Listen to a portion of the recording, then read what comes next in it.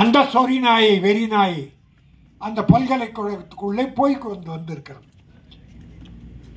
இதையெல்லாம் தடுத்து நிறுத்த வேண்டும். மகாத்மா காந்தி சொன்னதை போல ஒரு பெண் இரவில் நகைகளை அணிந்து கொண்டு தன்னந்தனியாக வீடு போய் செய்கிறாளோ அதுதான் நாடு சுதந்திரம் பெற்ற நாடு. எங்கே பெற்றது நாடு? எங்கே சுதந்திரம் பெற்றது? பகலிலே நடக்க முடியவில்லை. இது ஒட்டுமொத்த இந்தியாவில் பிற மாநிலங்கள் பார்த்தால் இதை விட கேவலமாக இருக்கிறது, இதை விட மோசமாக இருக்கிறது. ஆக இந்த நிலை ஒழிய வேண்டும் என்றால் தனி மனித ஒழுக்கம் வேண்டும். ஒவ்வொருவரும் எல்லோரையும் தன்னுடைய தங்கையாக தாயாக பாதிக்க வேண்டும், மற்றவர்களுக்கு பாதுகாப்பாக இருக்க வேண்டும் என்பதை இந்த கண்ணீரா பெண்ணின் கண்ணீராக செந்நீராக வரக்கூடாது என்று சமூக அக்கறையோடு இந்த வாய்ப்பை பயன்படுத்தி தெரிவித்துக் கொள்கிறேன். என் அருமை சகோதரர் பேரரசு அவர்கள் சினிமாவில் நிலவரம் பற்றி மிக தெளிவாக எடுத்து சொன்னார்கள். சினிமா சில நேரங்களில் நன்றாக இருக்கிறது, பல நேரங்களில் நன்றாக இல்லை. அதற்கு அவர் சொன்ன காரணங்கள் சரியாக இருந்தது. டிக்கெட் விலை உயர்வு அது ஒரு காரணம். ஆனால் பெரிய படத்துக்கு 150 ரூபா வந்து 500 1000 கொடுத்து வாங்குறான். சின்ன படத்துக்கு உள்ளே போக மாட்டேங்கிறான். ஆனால் தினத்தந்தியிலே என்னை ஒரு கட்டுரை எழுத கேட்டார்கள். அந்த கட்டுரை எழுதியிருக்கிறேன். 31ஆம் தேதி வந்திருக்கிறது தினத்தந்தி பத்திரிகை. தமிழ் சினிமாவில் 1000 கோடி நட்டம். சென்ற ஆண்டு மட்டும் தோராய கணக்கு தான், சரியான கணக்கால் நான் சொல்லவில்லை, தோராயமாக 1000 கோடி என்பது குறைவு. ஏறக்குறைய 300-400 படம் எடுக்க ஆரம்பித்தார்கள். சில படங்கள் பாதியிலே நின்று விட்டது, சில படங்கள் முக்கால் நின்றது, சில படங்கள் சென்சார் ஆகாமல் நின்றது. ஆனால் 241 படங்கள் சென்ற ஆண்டு ரிலீஸ் ஆனது. 241 படங்கள், பெரிய படங்கள் ஒரு 30, பெரிய பட்ஜெட் 50 கோடி 100 கோடி 200 கோடி, ஒரு 30-40 படங்கள். மீடியம் பட்ஜெட் ஒரு 100-150 படங்கள், 100 ஒரு 50-60. சிறுமுகத்து படங்கள் தான் ஒரு 150க்கு மேலே. அவங்க தான் எங்கெங்கேயோ பரட்டி கடன் வாங்கி உடம் வாங்கி இப்படி தம்பி மலேசியாவிலிருந்து அக்கறையோடு இந்த படத்தை எடுத்த போல பல பேர் எடுக்கிறாங்க. படம் எடுக்க முடியுது, ஆனால் ரிலீஸ் பண்ண முடியல. அதற்கு காரணம் வியாபாரம் இல்லை, ஃபைனான்ஸ் கொடுக்க ஆள் இல்லை. வெட்கக்கேடான விஷயம் சொல்கிறேன். கோடிக்கணக்கான படம் எடுத்துட்டு 3 கோடி 5 கோடியில் சிறுமுதிட்டு படம் எடுத்துட்டு கியூபுக்கு பணம் கட்ட முடியாமல் அவசப்படுறான். கியூபுக்கு 50 லட்சம் வேணும், விளம்பரத்துக்கு ஒரு 50 லட்சம் வேணும். இதுக்கு இல்லாமல் படம் 200 படம் நிற்குது. பல பேருக்கு தெரியும், நான் கொஞ்சம் ஃபைனான்ஸ் பண்ணியிருக்கேன். ஒரு 28 படங்களுக்கு, எல்லாம் சின்ன படங்கள் நம்பி பண்ணேன். 18 படம் ரெடியாகி சென்சார் ஆகிப்போ நிற்குது, ரிலீஸ் பண்ண முடியல, வாங்க ஆள் இல்லை, என் பணம் வரலை, நான் கஷ்டப்படுறேன். இது என்னை பொறுத்தவரை சின்ன உதாரணம். இப்படி பல வகையான விஷயங்கள். தியேட்டரில் போனால் டிக்கெட் விலை அதிகம். நான் ஒரு மனுவே முன்னாள் முதல்வரும் கொடுத்தேன், இந்நாள் முதல்வரும் கொடுத்தேன். சிறு முதலீட்டு படங்களிலும் ஒரு தனி ரேட்டு வைங்க, கொஞ்சம் குறைங்க. எல்லா பணக்காரர்களும் ஏழைகளும் இந்த சின்ன படத்துக்கு வரமாட்டாங்க. பெரிய படத்துக்கு போனோன்னா 100 ரூபா டிக்கெட்டு 150 ரூபா, 150 ரூபா டிக்கெட்டு 250 ரூபா, இல்லை 200 ரூபா. இது இல்லீகல், அதை அனுமதிக்கக்கூடாது.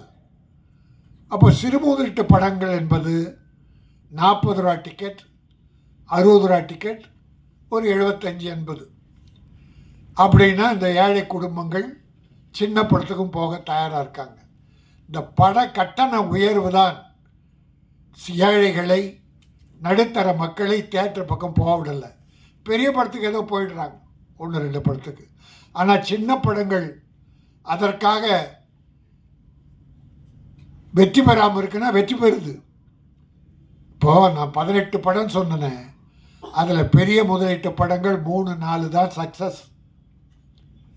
லாபம் உள்ள கணக்கு பார்த்தா தெரியும் பல பேருக்கு, டிஸ்ட்ரிபியூட்டர் ப்ரொடியூசருக்கு.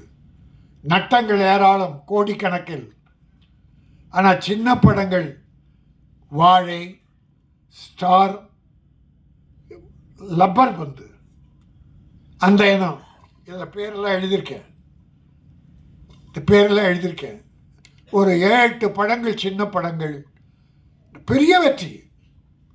பெரிய முதலீட்டு படங்கள் செய்யாத ஒரு சாதனையை சிறு முதலீட்டு படங்கள் வெற்றி பெற்றிருக்கிறது. மக்கள் பார்த்தார்கள். அது எப்படி வர்றாங்க? ஒரு முதல் ஷோவுக்கு ஒரு 50 பேர் போகிறாங்கன்னு வச்சுங்க. அவன் படம் பார்த்துட்டு வெளியே வந்து செல்ஃபோன் எடுத்து, மச்சான் இந்த படம் பார்த்தேன், பிரமாதண்டா, சூப்பர்டா, பார்க்கலான்டான்னு சொல்லிட்டான்னா அந்த படம் ஏறிடும், கலெக்ஷன் ஏறிடும். படம் பார்த்துட்டு பெரிய பட்ஜெட் படமாக இருந்தாலும் படம் பார்க்கும்போதே, மச்சான் டப்பா உள்ள வந்துட போகிற அப்படின்னு சொன்னால் போச்சு, அது எந்த படமாக இருந்தாலும்.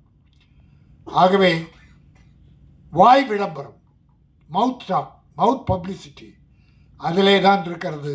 அதற்கு உங்களுடைய பத்திரிகையாளர்கள், ஊடகங்கள் பேருதவி புரிகிறாங்க.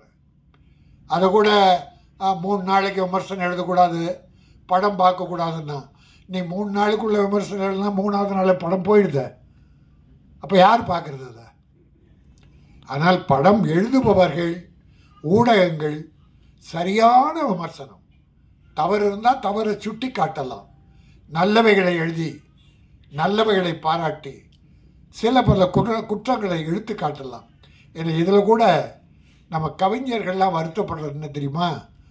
பாட்டு வரிகளை பிரமாதம் எழுதுகிறாங்க, மியூசிக் போடுறவங்க பிஜிஎம்மை பெருசாக்கி வார்த்தைகளை சுருக்கிறாங்க, சத்தம் கேட்கப்படும். இதில் ஒரு குறை என்னென்னா வார்த்தைகளே புரியலை. 2 பேரும் உதயகுமார், பேரரசு 2 பேரும் பெரிய கவிஞர்கள், அருமையான கவிஞர். பல பாடல்கள், படங்களுக்கு பாடல், வெற்றி பாடல்கள் இருக்கேங்க. அவங்கெல்லாம் மனம் நோவும். வார்த்தைகளுக்கு முக்கியத்துவம் கொடுங்கள். பிஜிஎம் குறைக்கணும், வரிகள் வரும்போது பிஜிஎம் குறைக்கணும். அதை இந்த படத்தில் கொஞ்சம் பின்னால் ட்ரை பண்ணுங்க. கொஞ்சம் வார்த்தைகளை கேட்கல.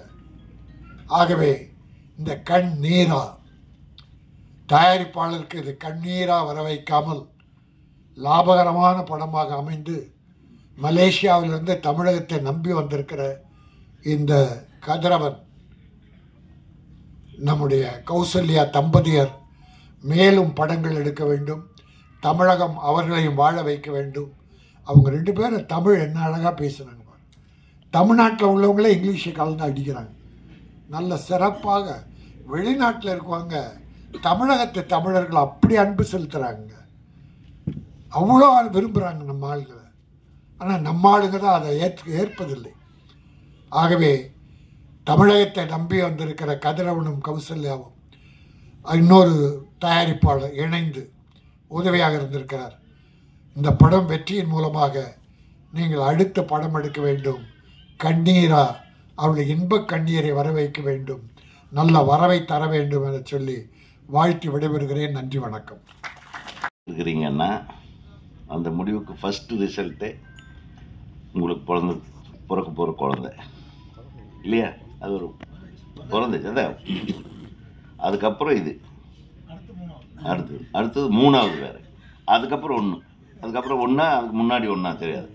எனிவே அதே மாதிரி இந்த திரைப்படத்தின் ரிசல்ட் வந்து உங்களை மிக மிக மகிழ்விக்கும் ஒரு ரிசல்ட்டாக இருக்கும். ஏன்னா இங்கே வந்து எல்லாம் சினிமா தியேட்டர் கிடைக்காது. அதுக்கு தான் என் தம்பி வந்து உண்மையை சொல்லி உடச்சி விட்டா நீங்கள் டென்ஷன் ஆக வேணாம். இப்போவும் சொல்கிறேன், நல்ல கண்டென்ட் உள்ள படங்களுக்கு தியேட்டருக்கு ஆள் வர்றாங்க. லப்பர் பந்துக்கு வரலையா? லப்பர் பந்துக்கு வந்தாங்க. எத்தனை சின்ன படங்கள் கேள்விப்பட்டு அப்புறம் கூட்டமாக வர ஆரம்பிச்சிட்டாங்க. அதனால் அது வந்து 2 விஷயம் இருக்குது. அரசாங்கத்துக்கு கோரிக்கை வைப்பது பல வருஷமாக வச்சுக்கிட்டே தான் இருக்கிறோம். தேட்டருக்காரங்க வச்சு செஞ்சுட்டே தான் இருக்காங்க. இதை மாற்றுறதுக்கு யார் பண்ணணும்? நீங்கள் தம்பி சொன்ன மாதிரி தயாரிப்பாளர்கள் ஒரு முனைப்பாக ஒற்றுமையாக இருக்கணும். முதல் ஒற்றுமை இல்லைன்னா இந்த சினிமாவில் நம்ம எதுவுமே சாதிக்க முடியாது. இதே புரட்சி தலைவர் காலத்தில்